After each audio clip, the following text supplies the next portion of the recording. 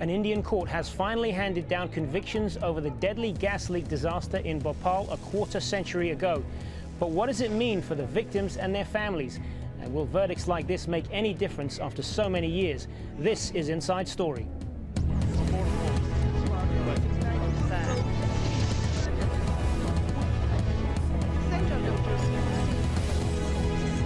Hello and welcome to the program. I'm Hazem Seeker. It's taken more than 25 years for an Indian court to convict people responsible for the world's worst industrial accident. In 1984, a gas leak from a Union Carbide Corporation factory in Bhopal killed up to 25,000 people. And now a court in India has fined and sentenced 7 former executives to 2 years in prison for causing death due to negligence. But the men are already out on bail. Nilanjan Chowdhury has this report on the first convictions of the case. Another obstacle in their lengthy quest for someone to be held accountable. The gas tragedy victims stopped at the gates of justice. But inside the court, the verdict is finally delivered. All 7 accused were found guilty of negligence. Most of them former executives in charge of the Union Carbide plant in Bhopal. A plant that now is a ghostly reminder of the worst industrial disaster in Indian history. A plant where more than 3,000 people are said to have died that fateful night, and as many as 25,000 more from related toxic poisoning. But not many in Bhopal are celebrating this verdict. These protesters, many of them victims of the gas tragedy, feel that their long wait hasn't delivered justice. The real culprits, according to them, are still free. Warren Anderson, the former chairman of Union Carbide, is a subject of an Indian arrest warrant. He's in America, says Shamshad. She lost her 6-year-old son Raju that night. 25 years later, what happened still haunts her. And her daughter Noor Jahan is possibly a second-generation victim. For Shamshad, this delayed justice is not enough. Warren Anderson is roaming free. He should be summoned here. This is what we want. If a man commits murder, he gets 20 years in jail. This man killed thousands in one night. Won't he get punished? He deserves to be punished. And many in Bhopal feel their government hasn't done enough to prosecute the real offenders. Shehnawaz Khan appeared as the main government witness. Legal documents exchanged between him and Union Carbide in the 1980s provided crucial evidence. In one extract, Union Carbide denies allegations of negligence. Your allegations that persons living in the various colonies near to the industrial area remain under constant threat and danger is absolutely baseless. This letter, believes Shehnawaz, provides enough evidence against Warren Anderson. If a culpable homicide case was registered against Warren Anderson, then the government could have got their hands on him. Instead, they've registered a minor infringement. That's why they couldn't even get a warrant against Warren Anderson. But if it was a major case, and a life imprisonment charge was filed against him, then possibly summoning Warren Anderson would be legally and diplomatically necessary. But the struggle for justice is only one part of the story. In the JP Nagar colony, just outside the former plant, the gas tragedy lives on. In this school, most of the children suffer from some kind of physical or mental disorder. Rajani survived the gas leak that night, but the effects are clear on her daughter, who was born 17 years after the event. Today's verdict notwithstanding, the 25-year fight for justice continues in the courts. And all around in Bhopal, the victims do their best to cope. Nilanjan Chowdhury, Al Jazeera, Bhopal. And just before the verdict announcement, tension was rising among some of the Bhopal victims and their families outside the court. They have not allowed us to enter the court to listen to the verdict on an issue we have fought for over the past 23 years. Why? We want each accused to be hanged or punished severely. As the police are not allowing us to go inside, this means they are with them. Why are they not allowing us inside? Who has given these orders? Tell us. Why is the government so afraid? Why are the ministers so afraid? We have lost our husbands, our sons, our grandsons. Why are they not taking our statements? A one-sided statement is of no use. This fight will continue until people in Bhopal can get justice and their life of dignity. Whatever people in Bhopal have gotten is because they have been fighting for the last 25 years. Well, joining our program now to talk more about this in New Delhi, Satish Jacob, one of the journalists that covered the Bhopal disaster back in 1984, and also in New Delhi, Murari Lal, a former police superintendent who supervised the Union Carbide investigation. Satish Jacob, if I could start with you. Now, we heard some of the anger being expressed there by some of the victims. 25 years later, thousands of people have died, thousands more continue to suffer, and we have 7 people convicted and sentenced to 2 years. Is this an insult to the victims? Well, I don't know. I'm very disappointed with the verdict. But unfortunately, we knew that this is going to happen because the court had made it very clear from the very beginning that the criminal section under which these 7 or 8 accused were going to be tried was a very minor kind of a offense called unintentional murder or something like that, which actually applies to road accidents. If you are accused of, say, rash driving and you kill somebody, it's called death by negligence, and that's what the court was treating these accused, and they're all local management of Union Carbide. And now we have the verdict in front of us, and it's like $10,000 a fine from the company and individual fine for about $2,500. And 2 years imprisonment. It's really, I mean, thousands of people died. This is 2nd or 3rd generation of victims who are still suffering. Many mothers have given birth to maimed children, and we all know what has happened there. The problem is that it's very difficult to understand why the government allowed Union Carbide in America to get away with a fine of $470 million. And they signed an agreement that after this final agreement, there will be no charges against the parent company in America. And they said, you can do something if you want, you can try the local management. And the local management, the chairman is Mr. Mahindra, who is a billionaire now, and he has sold his company, and he is running a very huge, profitable car manufacturing company. They are very powerful people. I don't think they are going to spend 2 years in prison either. I'm not being cynical. I have lost hope, honestly. Murari Lal, as someone who led the initial investigation of this disaster, your conclusion was that those who worked in the factory were responsible rather than people like Warren Anderson, the people who ran Union Carbide at that time. But surely the buck starts with the people at the very top here. And there are those who say that you could have better served the thousands of people who suffered here and who continue to suffer if you had taken the opportunity to go after the big fish when you had the chance. Well, you see, the whole thing has to be viewed in its proper perspective, keeping in view the legalities involved, causes of the accident, and who are responsible for causing such a massive accident which caused immense miseries and sufferings to the population of Bhopal. So, whatever investigation was conducted at that time, it was duly supported by the top scientists of the country, and after taking into account all those factors, we had proceeded as per law. All right, Satish Jacob, is all of this too little too late? Absolutely. Pardon, I couldn't get your question. I'm sorry, but I've heard Mr. Murari Lal's reply. I am very disappointed because he has resorted to legalese in a way. I mean, I would like to ask him that the poisonous gas. Then you kindly put me people, a specific question. Yeah, I mean, I think died. hold on a second. I think what Mr. Jacob is referring to is that you're basically sticking to the letter of the law here, and I think the suggestion, if I'm correct in assuming this, Mr. Jacob, is that there were other pressures at work here.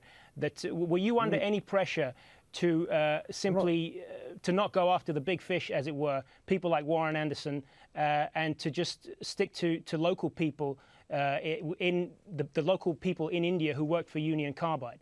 Was there any pressure on your part in your investigation from people at the top?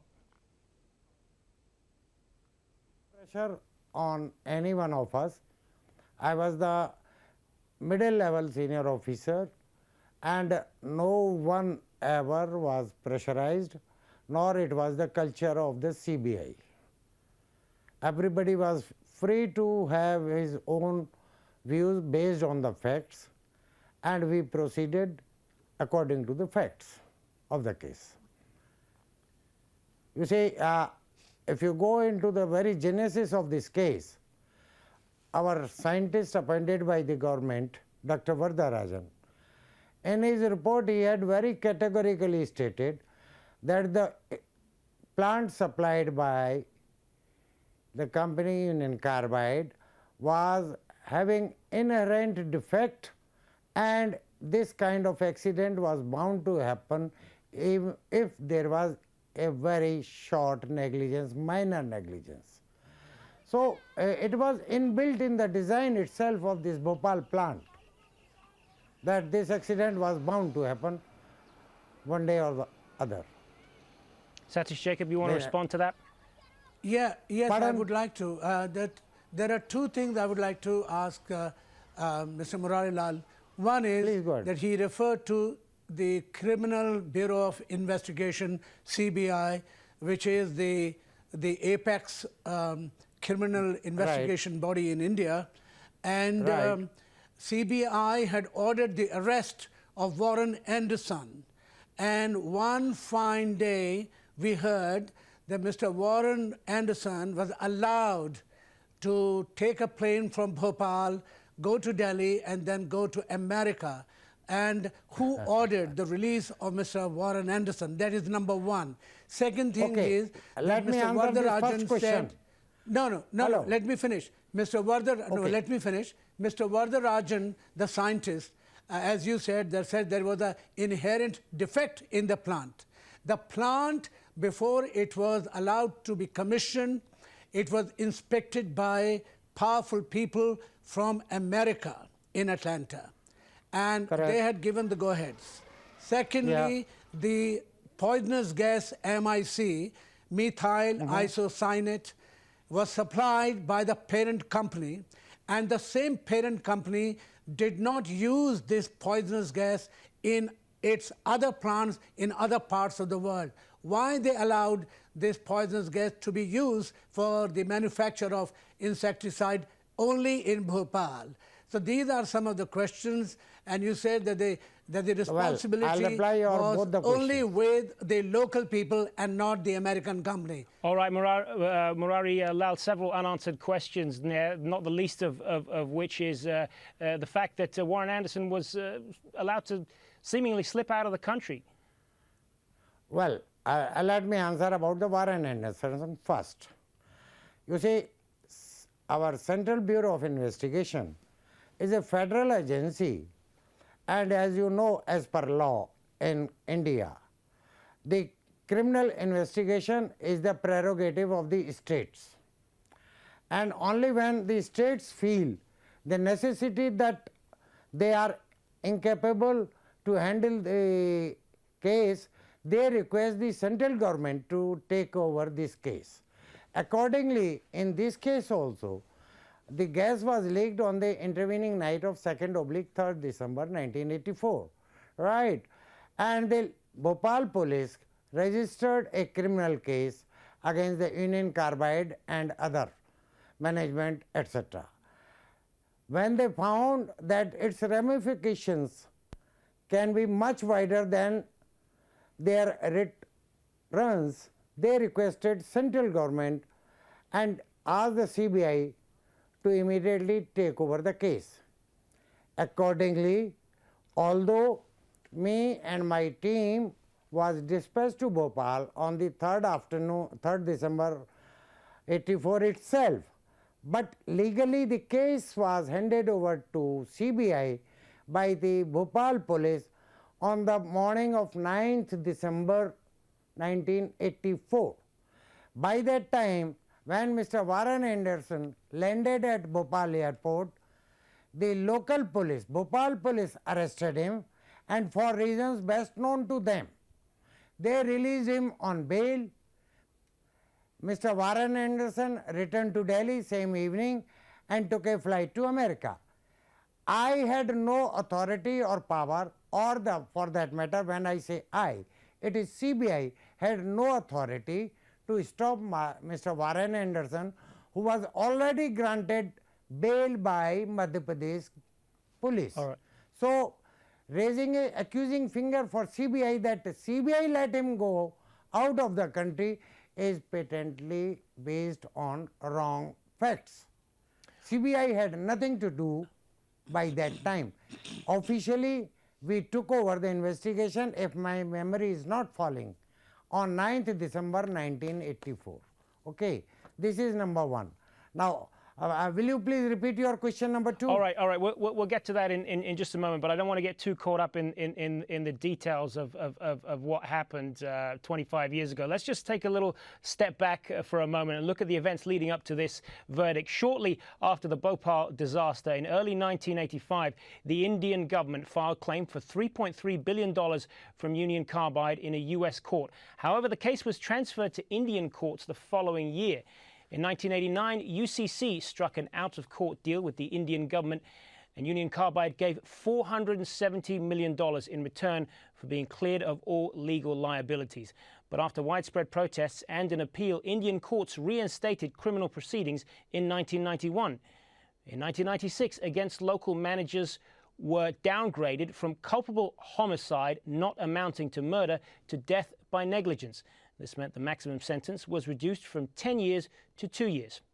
In 2002, Warren Anderson, UCC's then chairman, who fled India shortly after the incident, was charged with culpable homicide. Requests for his extradition have been denied. And 20 years since the incident, Amnesty International said around 100,000 people continue to suffer chronic and debilitating illnesses. And finally now, more than 25 years, the verdict against the accused local managers is out. So that's where we sit right now. A number of issues that we could get into there, gentlemen. But Satish, Jacob, I just want to send this back to you. The idea that there were very powerful forces at work here at the time of the Bhopal disaster, in terms of going after the people who were responsible for this, multinationals, lots of foreign investment in India at stake. How much of a factor was that in pursuing those responsible? Well, there is a general feeling among journalists who were covering the disaster in those days that it looked as if the government of India had succumbed to pressure, a very high political pressure. Perhaps in America, the Indian Prime Minister, Mr. Rajiv Gandhi, was perhaps very anxious to have good relations with America. And when he agreed that an out-of-court settlement for $470 million, there was total disbelief among the intellectuals and the journalist circles in India. And even that money, $470 million, is still very much part of it is still in the banks, and a lot of interest has come, and very little money has been dispersed among the victims. The whole thing looks as if there has been hardly any justice, any sympathy for the poor people who were living in slums just across the plant. And as we all know that this was the worst industrial disaster in the world, people are still suffering, and now there is no hope of any relief, any further relief from any other quarter. Yeah, I mean, you talked about the people who are still suffering in those slums around Bhopal, Satish, Jacob. I mean, there was a study that came out as late as last year that said that the shanty towns and the settlements around that site were still laced with lethal chemicals that are polluting groundwater and soil, and that's causing birth defects and a number of chronic illnesses. Why is this still happening 25 years on? Yes, I mean, you're absolutely right that the ill effect of the poisonous gas is still there. The water has been contaminated, and what's more, the plant is still there as it was on the day of the disaster. It has not been cleaned up at all. It is just there. The tanks are still there. We don't know that there is still poisonous gas inside or not. Nobody has made any effort to destroy it. All right, Murari Lal, in your would opinion, like to clarify. All right, yeah, I'll let you Mr. respond to that. I'll Jacob. let you respond to Mr. Jacob first. Go on. Mr. Jacob, it is not correct Yes. that still the poisonous material is there in the tanks. I'm not disputing that the other poisonous chemicals which were there in the plant have polluted, contaminated the soil and other things. But insofar the culprit tank is concerned, and tank number 6, another tank number was 617 or 623. Both are clean. All the 3 tanks which contained MIC at that time, they are clean. I personally supervised opening tank number 610 from in which the reaction took place, cut out few plates of 12 inches diameter. I was present at that time, and there was no toxicity in the tank after that. The tanks are still there. Satish Jacob, I cannot dispute that still contamination is going on, but insofar tanks are concerned, I can assure you there is nothing in those tanks now which can contaminate the soil and water. The plant is still lying there as it was on that day. The gas may have been cleaned up from 1 or 2 tanks. I was present when you launched what you called Operation Faith, in which the scientists led by Mr. Vardarajan cleaned up that tank. I agree. But why the tank is still lying there as it was? Why it's not been cleaned up? Why it's not been destroyed? What's happening? Why it is there as a reminder of this grim tragedy? So are there any Satish, sorry, just want to send this back to Satish Jacob briefly, and then I'll let you respond, Mr. Lal. Are there any, what kind of lessons, if any, can be learned about this beyond Bhopal? I mean, have safety standards improved at all throughout India in this time? I'm sorry, my answer is negative, because the laxity continues to prevail everywhere. The security and the carefulness, I have not seen any evidence of it, and this is a very sad thing. All right, Murari Lal, just finally to you, any from the vantage point that you sit and the investigations that you've conducted, are there any lessons that can be learned from this terrible disaster 25 years on? Well, I can tell you one thing. First of all, whenever you see the technological advancements is a necessity of the day. Such kind of plants will continue to be built around the world. It is for the governments of that area, authorities of that area, to ensure that the population do not settle within 5 or 10 kilometer radius of such a industry or faculty. What happened in Bhopal also, when it was set up, there was hardly any residential area around that factory. And with the passage of time, unfortunately, the population is increasing very fast, was increasing very fast at that time, and the entire factory area was surrounded. All right, sorry to interrupt, but that is going to have to be the last word. Unfortunately, we are out of time, gentlemen. We want to thank both of you for taking part in the discussion. Satish Jacob, journalist in New Delhi, and also in New Delhi, Murari Lal, former police superintendent. Thank you both for taking part. And thank you so much for joining us here on this edition of Inside Story. As always, we welcome your comments and suggestions.